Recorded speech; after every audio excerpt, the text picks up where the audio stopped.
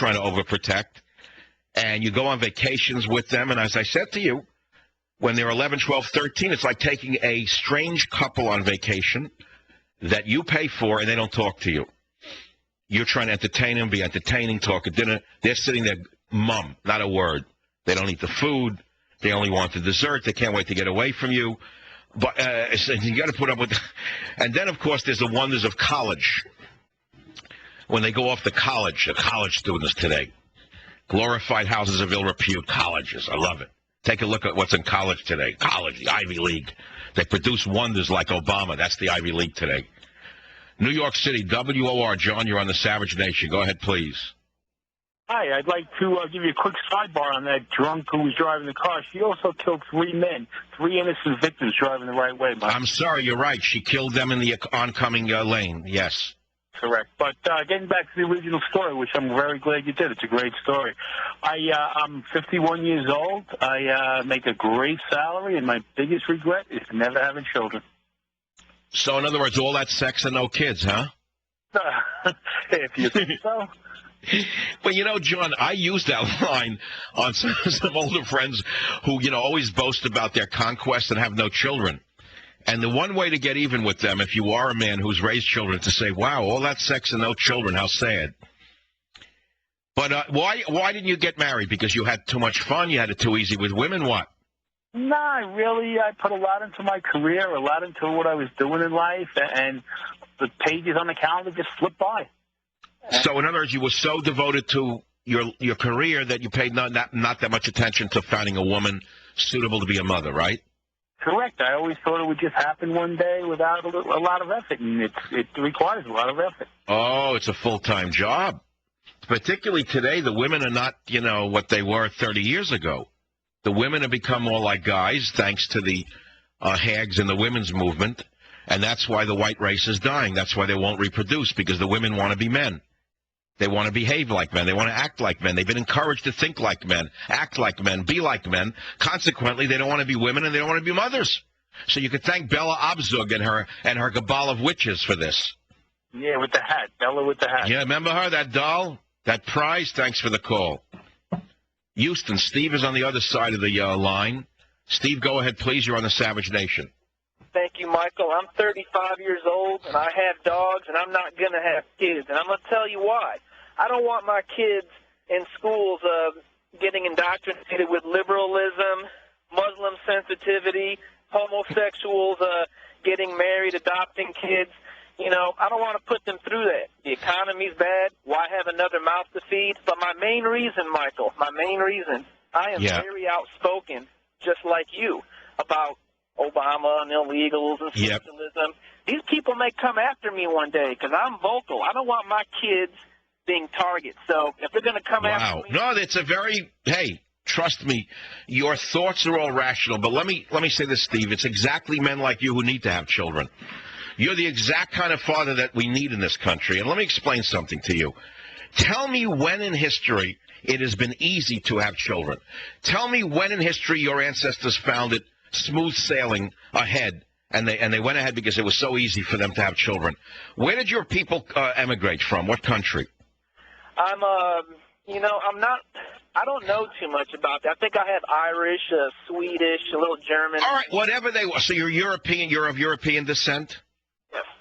All right, so what? At what age, what period of historical time was it ever easy to have a child? During the Middle Ages? During the plague?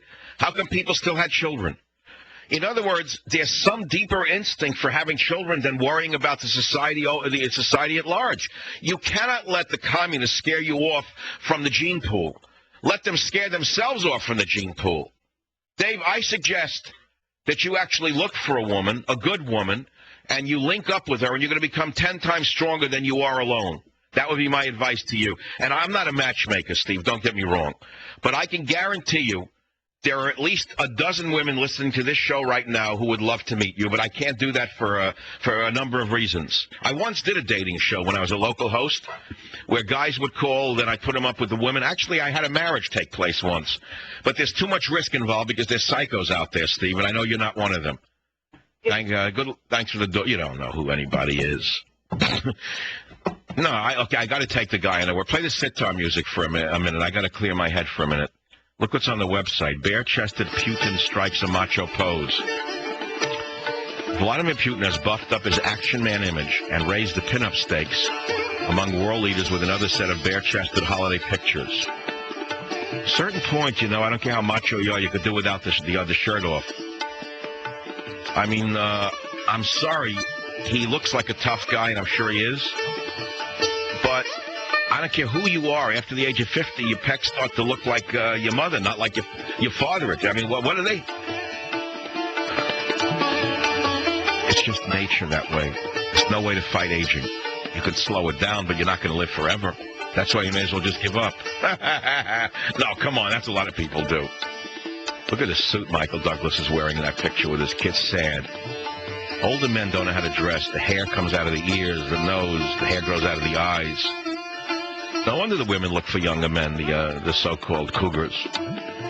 The older men have money, okay, big deal. Look at Jack Nicholson. They showed a picture of him dancing, and big deal. Some tardy man, some hooker down there, like he's having a good time. You had to go there to find a hooker. You didn't have enough in Los Angeles. Discoing at 4 in the morning. Oh, how exciting. I'm having nightmares at 4 in the morning. It's perfectly fine by me. I get up perfectly happy every morning. I get rid of all of my fears through nightmares. Nightmares are normal. Who needs a good night's sleep? How boring.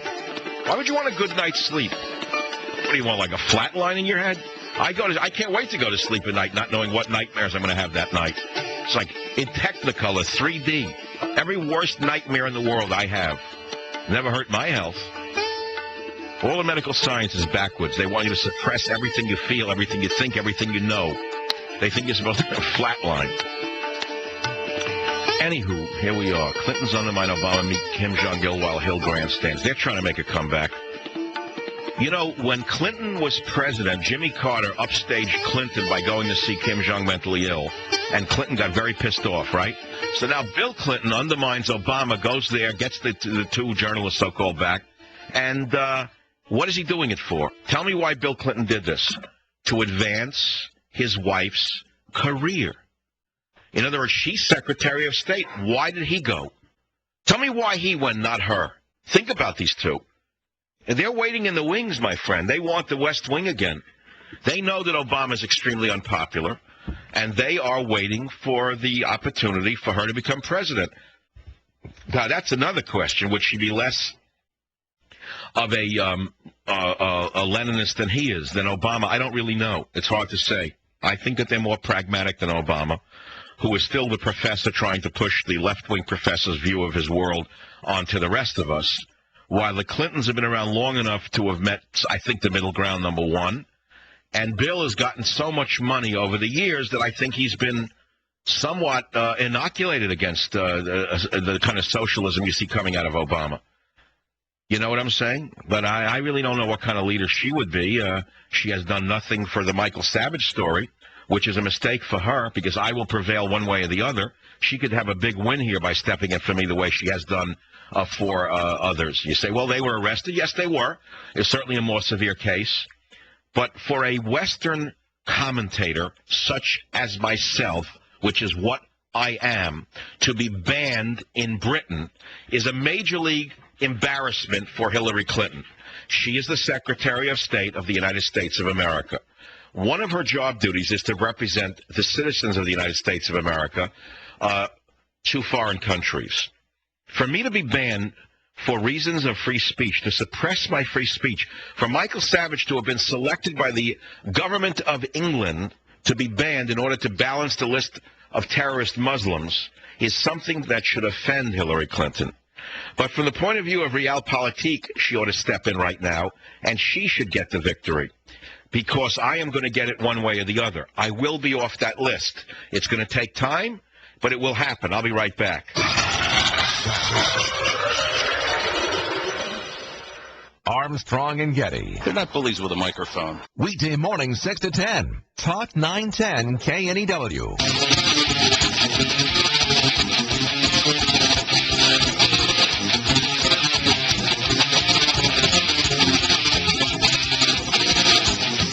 It is a savage nation. Middle-income family spends $221,000 to raise a baby.